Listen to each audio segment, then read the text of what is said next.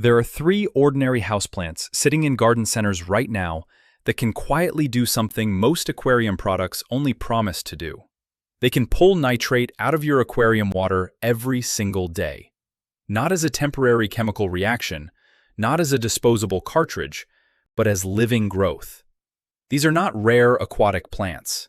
They are not expensive specialty plants.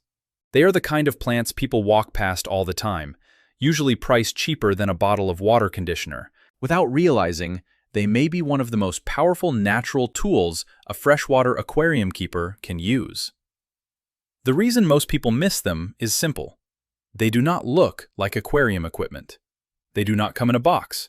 They do not have a fancy label. And once they start growing, you do not need to keep buying them again and again. Today, I want to show you the three houseplants that can help lower nitrate in a freshwater aquarium, how they actually work, and exactly how to set them up without making the mistakes that cause them to rot, stall, or fail. Before we talk about the plants, you need to understand why this method works so well. Every fish produces waste. That waste becomes ammonia. In a healthy, cycled aquarium, beneficial bacteria convert ammonia into nitrite, and then nitrite into nitrate. Nitrate is much less dangerous than ammonia or nitrite, but it does not magically disappear. It builds up over time. That is why water changes matter.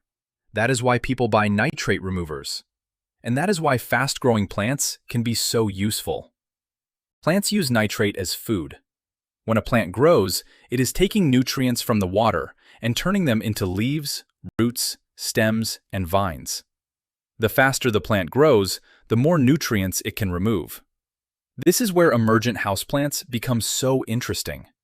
Their roots sit in the aquarium water, but their leaves stay above the surface in open air. That gives them a major advantage over many fully submerged aquarium plants because leaves exposed to air can exchange gases more easily and photosynthesize more efficiently.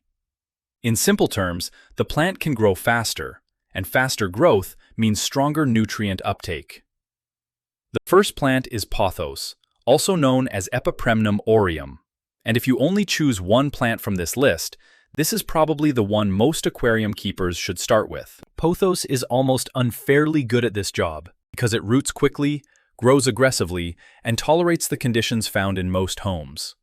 A simple cutting placed near the filter outflow can begin showing new root growth within 1 to 2 weeks. After several weeks, those roots can turn into a dense, tangled, fibrous mass hanging directly in the aquarium water. That root mass is the real filtration tool. Every fine root gives nitrate-rich water more surface area to pass over, and when water is constantly moving through those roots, the plant can absorb nutrients more efficiently. This is why placement matters so much. A pothos cutting sitting in a still corner of the tank will not perform the same way as one placed where the filter output pushes clean, moving water through the roots. The setup is simple. Keep the roots in the aquarium water. Keep every leaf above the water surface. Let the vine trail out of the tank, across the lid, down the side of the stand, or up a wall if you want a natural jungle look. Pothos does not need intense lighting. It can survive and grow under normal room light or indirect light near an aquarium. But the key is to trim it regularly. This is the part many people forget. When the pothos absorbs nitrate, that nitrate is now stored inside the plant tissue. If you trim the vine and remove that growth from the system, you have physically exported those nutrients from the aquarium. If you allow dead leaves, rotting stems, or discarded trimmings to fall back into the tank, those nutrients can break down and return to the water. So the rule is simple.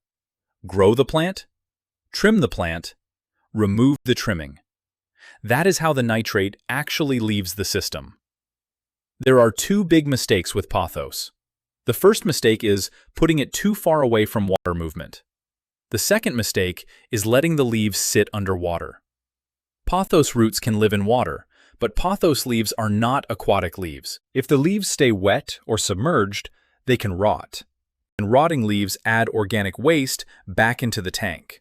So keep the leaves dry, keep the roots wet, and keep those roots in moving water. The second plant is the peace lily, also called Spathiphyllum wallisii, and this plant works differently from Pothos. It is not usually as explosive in growth, but it is steady, attractive, and very tolerant of low light. Peace lilies are already famous as indoor plants because they can survive in places where many other houseplants struggle. In an aquarium setup, their roots can absorb nitrate, phosphate, and dissolved organic compounds, while the leaves remain above the surface. This makes them useful not only as nutrient-removing plants, but also as a visual indicator of what is happening in the water. When a peace lily has access to enough nutrients and suitable light, it often produces fresh leaves and may even send up its familiar white flowers. If it slows down after becoming established, that does not always mean something is wrong. In some aquariums, it may simply mean the plant has reached balance with a low-nutrient environment. In other words, the tank may not be feeding the plant heavily because nitrate is already being controlled. That is an important difference. A plant that grows slowly is not always failing. It may just be telling you that the water is cleaner than before. To set up a peace lily, remove soil from the root system carefully, rinse it thoroughly, and place only the roots into the aquarium water. The crown and leaves should stay above the surface. Like Pothos, it performs best near gentle water movement. It does not need to be blasted by a strong current, but it should not sit in stagnant water either. Peace lilies can work beautifully in open-top tanks, riparium setups, planted betta tanks, and natural aquariums, where you want the display to look less like a machine and more like a living ecosystem. The main thing to watch for is older yellowing leaves. Some yellowing is normal as the plant adjusts, especially if it was grown in soil before being moved to water. But if many leaves yellow at once, check the basics. Make sure the leaves are not submerged. Make sure the roots are not packed into a dead zone with no water movement. Make sure the plant is getting indirect light. And make sure it was rinsed properly before entering the aquarium. The third plant is the spider plant, also known as Chlorophytum comosum. And this one is often overlooked in aquarium discussions. Almost everyone has seen a spider plant before. They are common, cheap, hardy, and famous for producing little plantlets on long runners. Those plantlets are exactly why the spider plant can be so useful. They root readily in water, adapt well to indoor conditions, and create a fibrous root system that can take up nitrate and phosphate from aquarium water. Spider plants are not usually as aggressive as Pothos, but they can grow faster than peace lilies once established, making them a strong middle option. They also have one advantage that many people ignore. A single healthy spider plant can keep producing new plantlets, meaning your filtration root mass can expand naturally over time. Instead of buying more products, you can simply root more plantlets. The setup follows the same rule as the other plants. Roots in water, leaves in air. Do not bury the crown underwater. Do not let the leaves rot into the tank. Place the roots where water can move past them. Spider plants are usually tolerant of the temperature range found in tropical freshwater aquariums, so they can remain active throughout the year in a stable indoor tank. They are especially useful for shrimp tanks, small community tanks, low-tech tanks, and aquariums where you want a simple, plant-based nutrient export system without adding complicated equipment. But there is one safety step you should never skip with any of these plants. Most houseplants sold in stores are not grown for aquariums. They may have fertilizer residue, pesticide residue, or soil additives on their roots and leaves. That does not matter much in a pot on a windowsill, but it can matter a lot in an aquarium, especially if you keep shrimp, snails, or sensitive fish. Before any houseplant goes near your display tank, rinse it very thoroughly under running water. Remove as much soil as possible from the roots. Then, let the plant sit in a separate container of dechlorinated water for 1 to 2 weeks if you want to be safer. During that time, the plant can begin growing new, clean water roots, and any remaining residue has a chance to dilute away before the plant touches your main aquarium. This extra step is boring, but it can save your tank. Now, let's be honest about what these plants can and cannot do. Pothos, peace lily, and spider plant can help reduce nitrate accumulation. They can help stabilize water quality. They can make a tank more forgiving. But they do not replace the nitrogen cycle. They do not remove ammonia and nitrite the same way a mature biological filter does.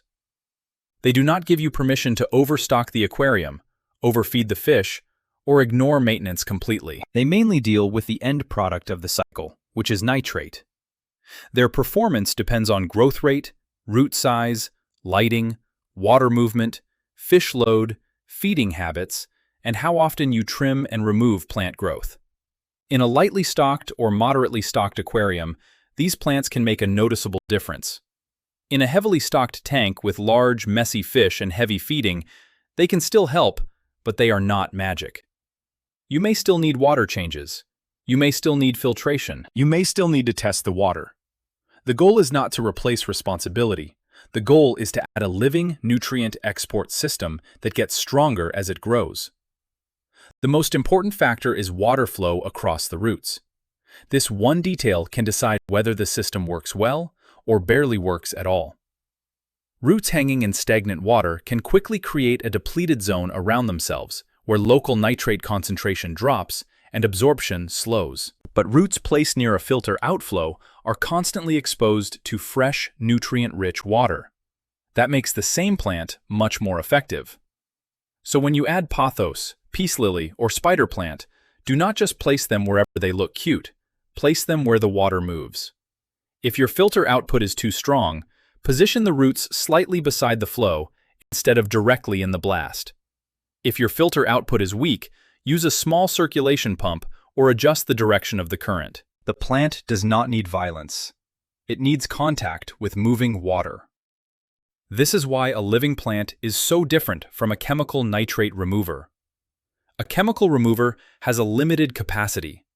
It works until it is full, then it must be replaced or regenerated. A plant does not work like that. A healthy plant turns nitrate into new growth. More roots mean more contact with water. More leaves mean more photosynthesis.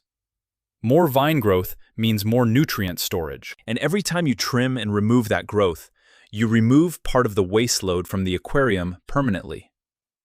This is the quiet power of emergent houseplants. They are cheap, simple, renewable, and visually natural. The aquarium shelf sells solutions that expire. The garden center sells living systems that multiply. Pothos gives you speed. Peace lily gives you stability and visual beauty. Spider plant gives you easy propagation and steady year-round growth. Together, they can turn the top of an aquarium into a natural nitrate removal zone, while making the entire setup look more alive. Keep the roots wet. Keep the leaves dry. Keep water moving through the roots. Rinse every plant before use, and remove trimmings from the system. That is the whole method. It does not need to be complicated. Sometimes the best aquarium tool is not found in the aquarium aisle at all. Sometimes it is sitting in the houseplant section, costing less than a replacement filter cartridge, waiting for someone to understand what it can do.